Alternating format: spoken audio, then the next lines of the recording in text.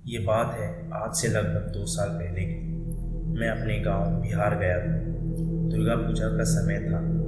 मैं और मेरा जिगरी यार राहुल गांव का मेला देखने गए थे। मेले से जब हम लोग वापस आ रहे थे तो हमारे घर जाने के लिए 2 रास्ते थे, एक जो पक्की सड़क थी और दूसरी जो थोड़ी कच्ची थी।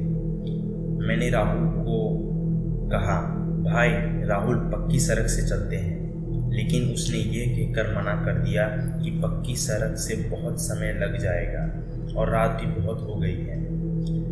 मैं उसे कच्चे सड़क से जाने के लिए इसलिए मना कर रहा था क्योंकि मैं घबराया हुआ था। असल बात तो ये है कि मेरी दादी माँ ने मुझे उस रास्ते के बारे में कुछ डरावने किस्से सुनाए थे। वे किस्से सच थे या गलत मैं ये तो नहीं जानता था, लेकिन मुझे उस रास्ते से डर लगा।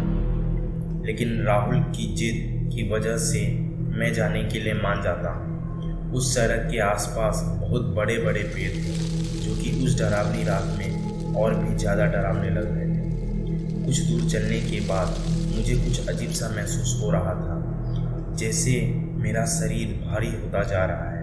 मैंने राहुल को भी ये बात बताई। उसने कहा कि उसे भी कुछ अलग सा महसूस हो रहा है। तभी अचानक से एक ठंडी हवा हमें छूकर गुजरती है। मुझे थोड़ी ठंड लग रही थी। आश्चर्य की बात तो ये है कि अक्टूबर का महीना था। इतनी गर्मी के महीने में मुझे इतनी ठंड लगना कोई मामूली बात नहीं थी। हमने कुछ दूर ही चले होंगे कि तभी राहुल को एक लाल रंग का कपड़ा सड़क पे पड़ा हुआ दिखता है। वो कपड़ा दूर से कुछ अजीब सा लग रहा था। राहुल ने कहा कि चलो उसे देखते हैं। मैंने राहुल को बहुत बार मना किया, लेकिन वो नहीं माना। मैंने भी बजरंगबली का नाम लेके उस कपड़े की ओर अपना कदम बढ़ाया। राहुल ने धीरे से उस कपड़े को उठाया।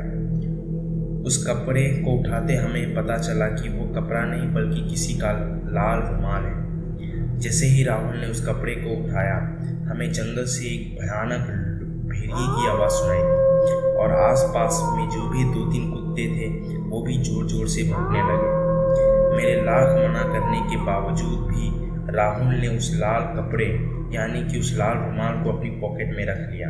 फिर मैंने राहुल से कहा कि चलो अब जल्दी घर चलते हैं। फिर हम आगे बढ़ जाते हैं, लेकिन ये रास्ता इतनी जल्दी ख़त्म होने वाला नहीं था।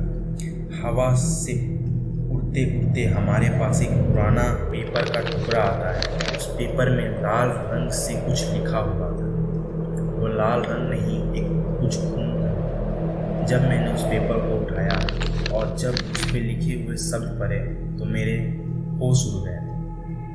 तो क्या था उस पेपर में? ऐसा क्या लिखा था उस कागज में? आखिर वो लाल रुमाल किसका था? क्या सच में ये सड़क एक खूनी सड़क है या बस ये एक वहम था? सभी के जवाब छुपे हुए हैं खूनी सड़क के पाठ में।